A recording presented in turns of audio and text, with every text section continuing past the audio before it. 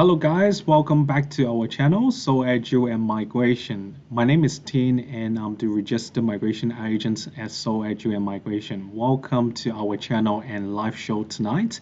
In tonight, I will be talking about study in Australia, and if you are preparing for your visa application as an international student in Australia, stay online, then I will give you some tips.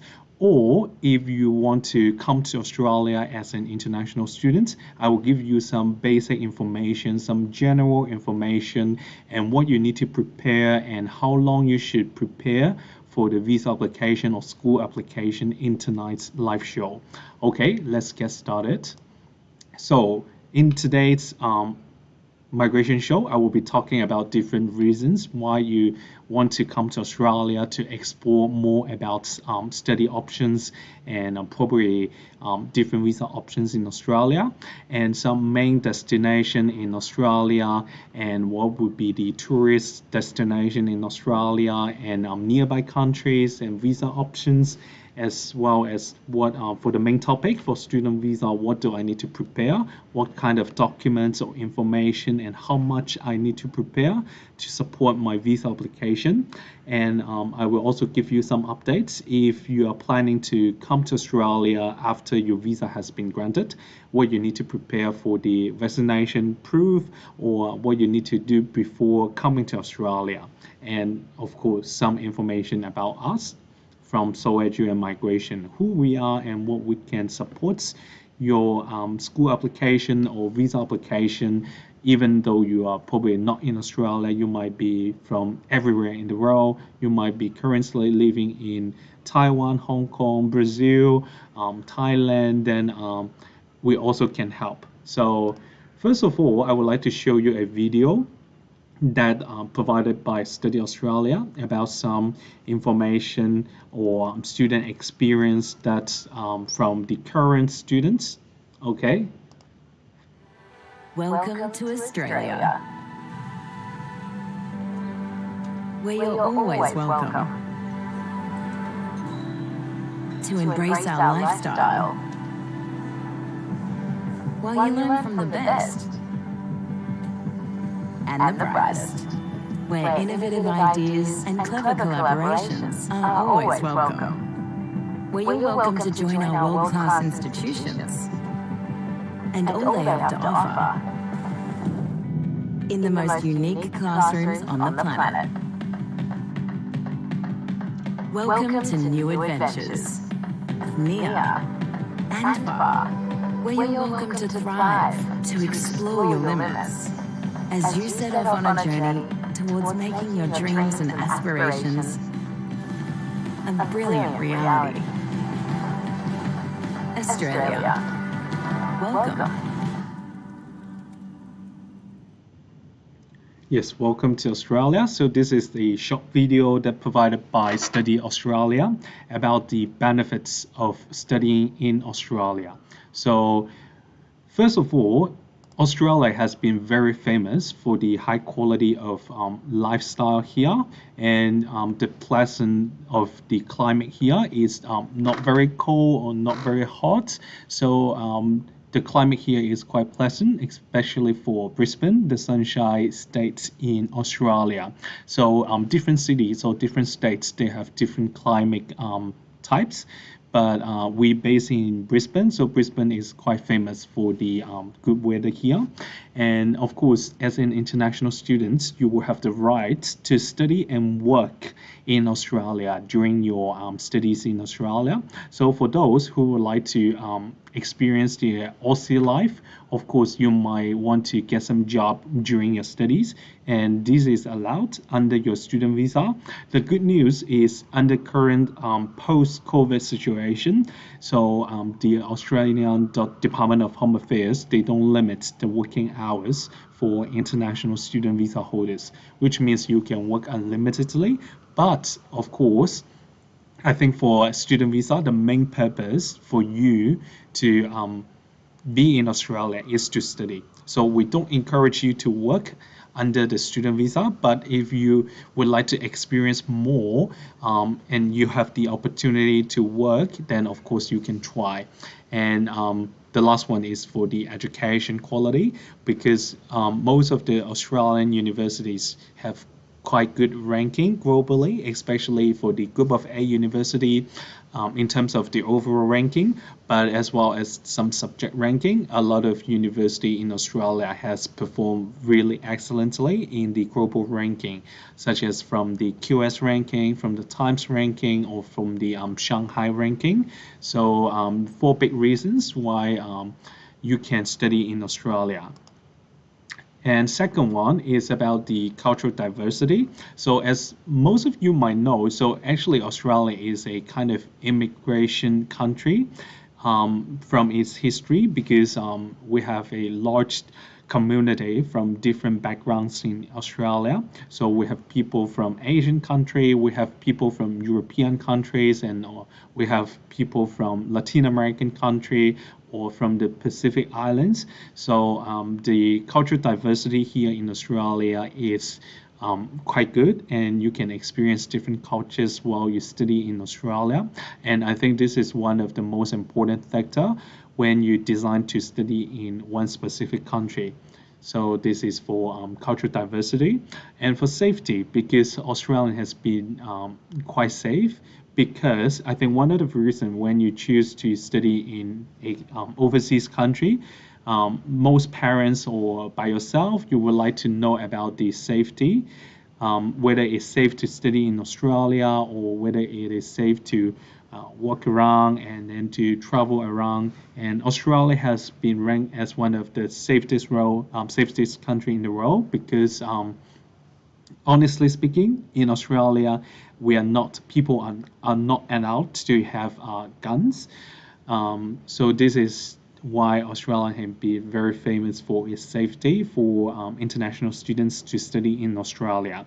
And number three, of course, is for tourism. So Australia has been very famous for some tourist destination and tourist hotspots, such as the Sydney Opera House, the Great Barrier Reef, and the Gold Coast. So we have a lot of very famous tourist destination in Australia. So you can experience different style, different scenic spots while you study in Australia, and you can enjoy your life more while you study in Australia.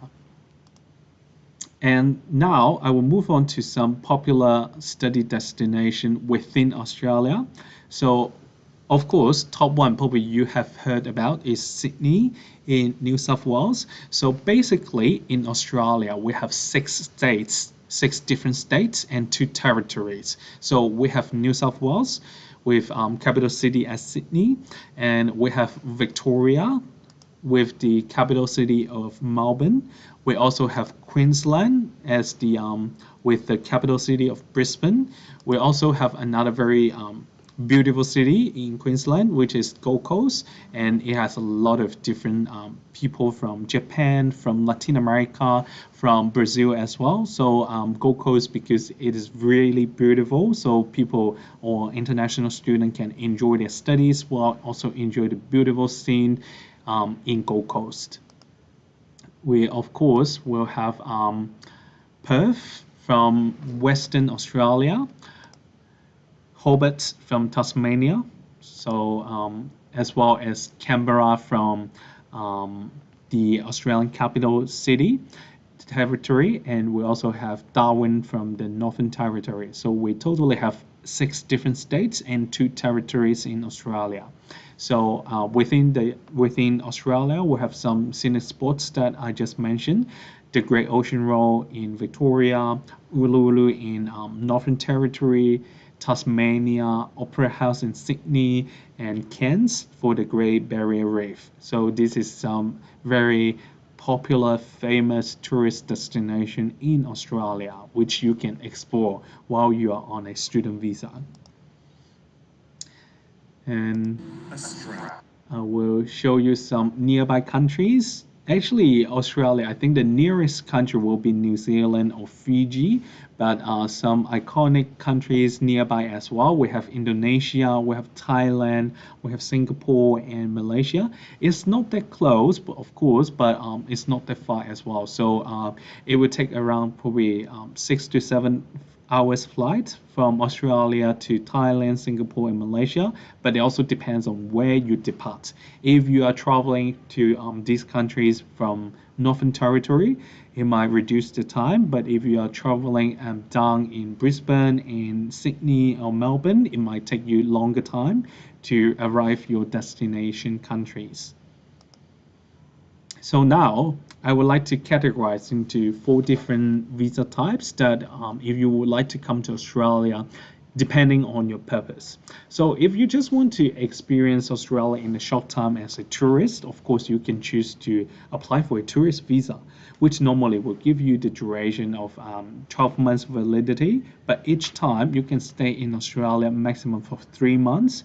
However, this is for general tourist visa. But if you are applying for a tourist visa under the family stream, then you might be able to stay in Australia for maximum 12 months. You don't need to depart Australia. But this is for family stream, okay? For some countries that they have the ETA system, then you don't need to apply for tourist visa. You can just download the ETA app from the Department of Home Affairs. Then you can apply for the ETA visa quite easily. This is for tourist visa if you would like to visit Australia on tourist purpose. Secondly, it's for student visa. If you would like to study in, you just want to study some English course, or you plan to study high school, primary school, or vocational courses, or even from bachelor, master, or PhD, then you can choose to apply for a student visa. So this is the visa option if you would like to study in Australia. Number 3 is for some specific countries, let's say for Korea, Japan, Taiwan, Hong Kong, they have the options to apply for a working holiday visa, which is the visa subclass 417, which will give you 1 year duration to experience, to work or have holiday or even study in Australia. But under the working holiday visa, the maximum duration you can study is only 4 months. So it's only for 4 months. And for some other countries, such as China, Thailand, Vietnam, or just recently for Brazil, then they have the option to apply for a work and holiday visa. Is work and holiday visa, visa subclass 462. So it's a little bit different compared to 417 because for 462 visa, you will need to achieve certain level of qualification or as well as some English requirements before you can apply for the 462 visa. So this is a bit different for working holiday visa and working holiday visa. And number 4, and for probably some people with a lot of working experience and a good qualification, and the Australian employer would like to sponsor you to come to Australia to work, then you might be eligible to apply for TSS visa, visa subclass 482, or if you graduated from a specific schools in engineering discipline, then you might be eligible to apply for a 476 visa. 476 visa. So there were a lot of different types of visas you might be eligible to apply, but if you are not sure, just contact us, contact Soul Edu and Migration to have a one-on-one counseling with you to know what you want to achieve, what was your purpose to come to Australia, then we can better advise which visa type you should apply, okay? And this is some general information, some summary of if you would like to come to Australia with a student visa, what do you need to apply? So here I give you some step-by-step guide. First of all, you need to make sure what type of course you would like to study in Australia. You want to improve your English, or you would like to enhance your skills, or you would like to have a higher degree in a master degree or PhD, you need to figure out what your purpose will be and what type of course you are interested in. And different course, the tuition fee will vary very hugely. So for English course, it might start from 200 to 400 per week, depending on the duration you would like to study the English course. For some certificate course or some diploma course, it ranges from probably 4,000 to 20K, 20,000 per year. For bachelor or master, it ranges from 25K to even 50K, 50,000 Australian dollars per year. So it really depends on the school as well as the course you would like to study. So again, if you're not sure about some what will be the tuition fee for some school or some program, just feel free to contact us that we can give you better idea what type of course, how much they cost. So this is the first step. You need to make sure what you would like to study and what was the purpose. And then after getting the idea, that what will be the next step is to apply for the offer of letter.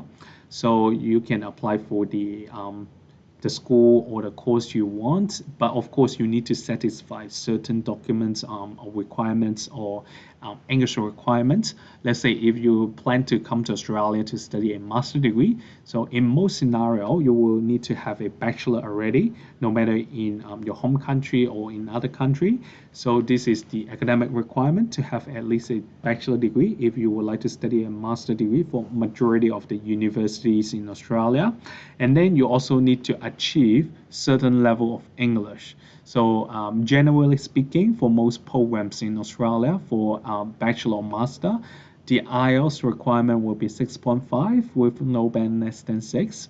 But for some student courses like nursing or teaching, they will have higher requirements for your English results.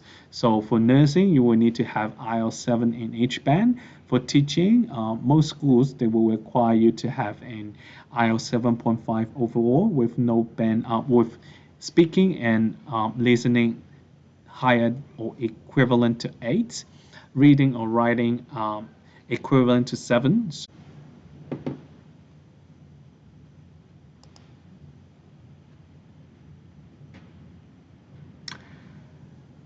Sorry, just got some internet disconnected. So just connected to the internet and back to our live show tonight. So I just mentioned about after you confirm the course and we check the entry requirement for the degree or program you want, then we can assist you to submit the school application to get a letter of offer.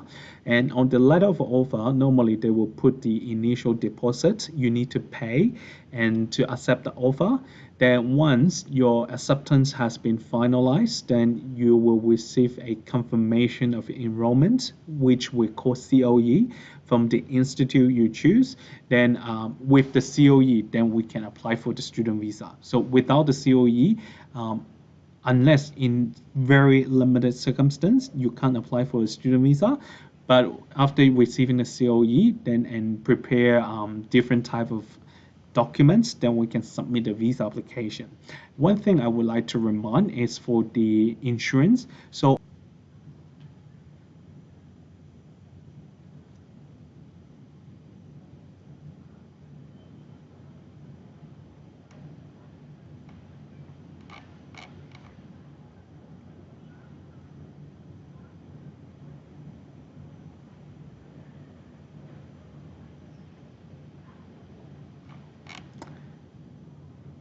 welcome back again. Sorry, the internet is not very stable in the office tonight. So insurance, I just mentioned about insurance. Insurance is extremely important in Australia. So for international students who would like to come to Australia with a student visa, they must provide evidence they have obtained the overseas student health cover, unless you are from the countries that have mutual agreement with the Australian government that you will be exempt from providing the health insurance. But majority of the international students, it is an compulsory requirement to submit your student visa. Okay, and once we prepare all the documents and submit your visa application. And then normally if your course is more than 10 months, and it depends on your nationality as well. So in most cases, you will need to undergo an health check, or in some specific schools or in some specific nationalities, you will be required to undertake the biometrics information collection. So again, if you're not sure if you need to do the biometrics collection, just feel free to contact us, contact Seoul Edu and Migration. Then we can give you the answer and advice what you need to prepare for the student visa application. Okay. And then after, if your visa has been granted, so nowadays the normal processing time for a student visa will be around 2 months, but it also depends on the on your course, on your nationality, on the degree you choose. It will vary from course to course and from applicant to applicant, but I would say around 2 months at this stage. So if you plan to study in Australia, probably in July, then you will need to prepare probably from March, from April, to make sure that you have enough time to prepare for the visa application. Okay. And after visa granted, of course, you can book your flight tickets and book your arrange your accommodation, and then come to Australia. So this is the summary and brief ideas about the student visa in Australia. So here you can see the basic application fees for student visa will be $630 Australian dollars. And then with the student visa, what you can do, you can, of course, to study in Australia, and you can also bring your family members. If you want to bring your partner, your child or children, you are eligible to apply to bring them to Australia at the same time. So it depends on your circumstance, whether you have relationship evidence with your dependents. And currently, as I mentioned earlier, under the post-COVID situation, there will be no limitation for how many hours you can work under the student visa.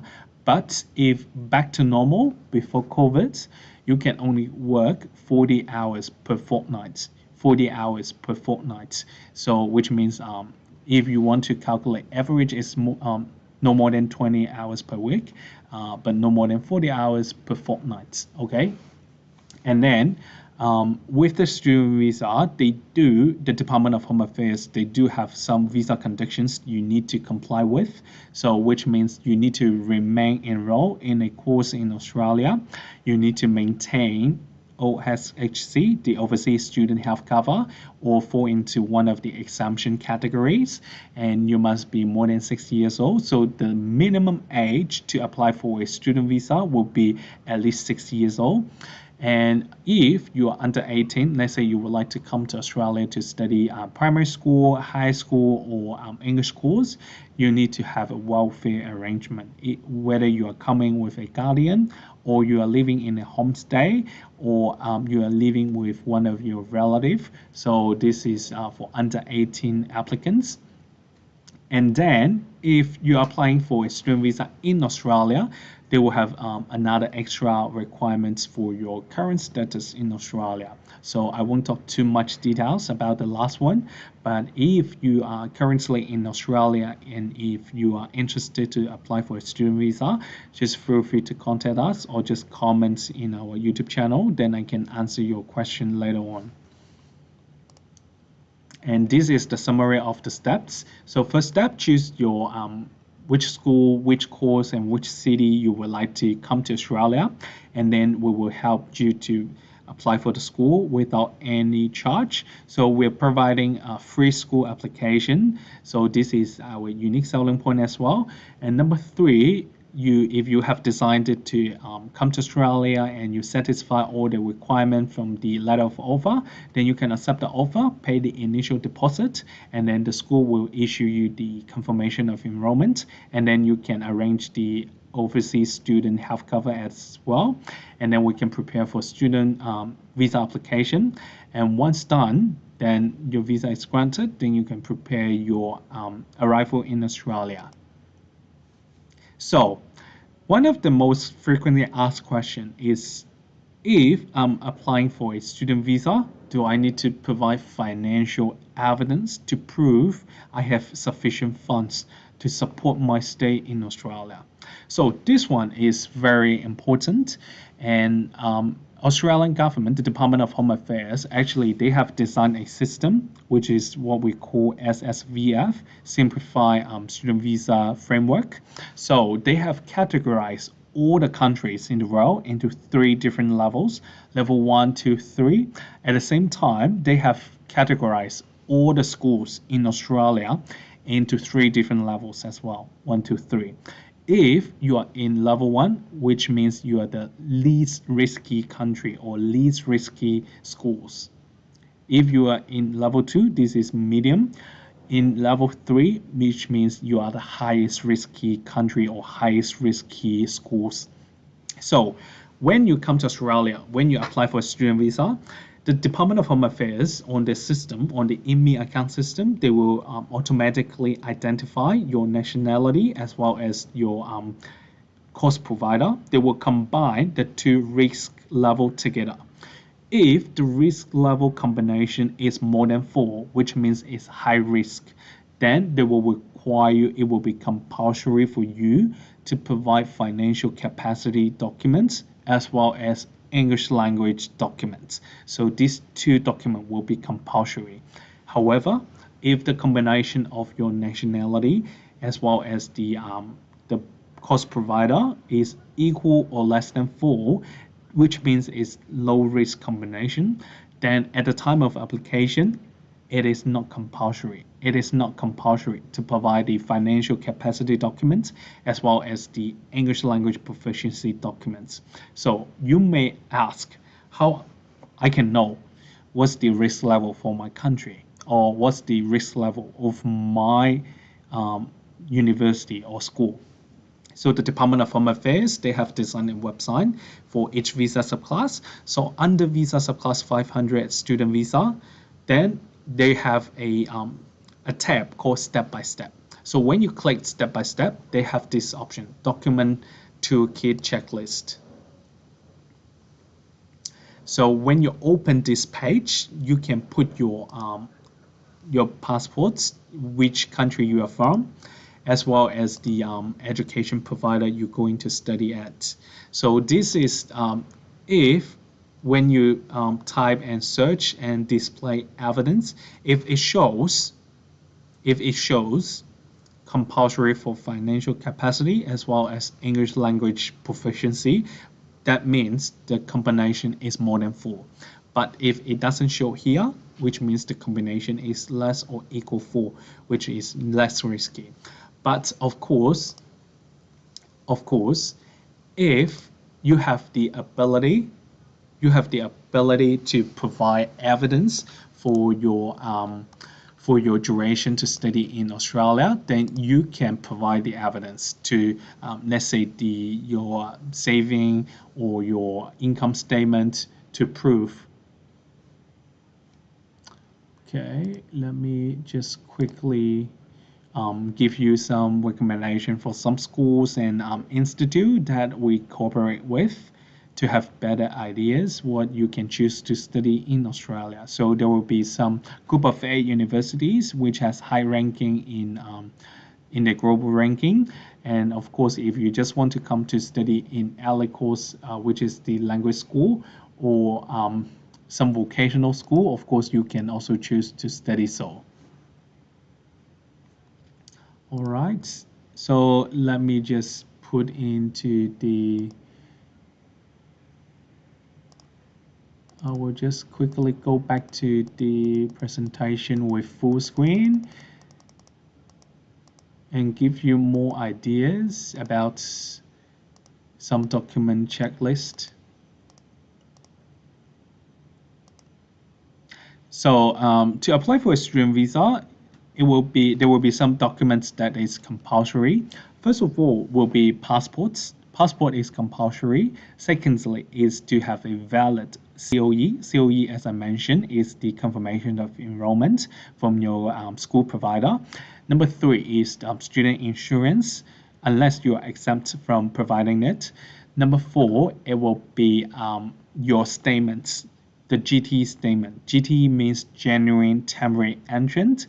So it is the document or statement from you to explain to the Department of Home Affairs why you would like to choose Australia as your study destination and why you choose this specific school and specific program. So there will be a statement to show the Department of Home Affairs that you are a genuine student to study in Australia. And after everything has been done, after your visa has been granted, then you can prepare your arrival in Australia. You can book your flight ticket, but currently, still under COVID situation, the Department of Home Affairs will require you to be fully vaccinated before you can come to Australia. But the good news is from 18th of April this year, which is like 4 days later, for any fully vaccinated arrivals, you are not required to do the PCR test for COVID test. So it will not be a requirement anymore from 18th of April. I still keep it here because it is not yet 18th of April, but from 18th of April, you will not be required to do the PCR test. But you still need to do the digital passenger declaration before your arrival. So you will need to fill out some information about your vaccination status and your arrival time and flight information. So this is what I would like to discuss about studying in Australia. Very general information for those who have no idea about Australia or student visa. So I hope I can answer most of the questions. But of course, if you have any question that I haven't talked about in tonight's video, then you can type in the chat box. Then I can answer your question later on. So now it will be the advertisement time. So why SoAgile and migration? Who is SoAgile and migration? So SoAgile and migration this year will be our 20th year. So we have been in this industry for more than 20 years, and we have a large team here with more than 50 employees from different backgrounds. So our team members speak 9 different languages, excluding English. So we have staff that can speak Mandarin, Cantonese, Portuguese, Spanish, Thai, Vietnamese, Japanese, Korean, Hindi, and of course English. So we have a large team here that can speak most of the popular languages. And apart from education, we also do migration. We have 5 registered migration agents in the team that could assist our clients to submit for their visa applications or to submit for almost any type of visa application. Let's say for student visa, for graduate work visas, for employer sponsorship visas or state nomination, the general skill migration visas or partner visas. So we can help most of the visa types for our clients. And we have 2 offices in Brisbane, one in Brisbane City, one in Sunnybank area, and we have been the top agents for many universities in Australia since we operated. So here is some awards and recognitions from our partner schools. And yes, this is kind of the contact details, how you can reach us from different social media platforms or by email. If you are currently in Brisbane, feel free to come to either our Brisbane City office or our Sunnybank office to do face-to-face one-to-one counseling. If you prefer using email, just feel free to send us email to hello@soedu.net. If you would like to have some kind of favorite in some of the social media platform. We have Facebook, we have Instagram, we have YouTube, and of course, each individual nationality, we have our own social media platform as well. So we have our WhatsApp, we have our WeChat, we have our KakaoTalk, we have our Line. So just feel free to contact us, then we can reach you with the way you want. And probably now is the Q&A time. If you have any question for tonight's topic or you just have some general information about study or migrate in Australia, just feel free to type in the chat box. Then I can answer the question before we end tonight's live show.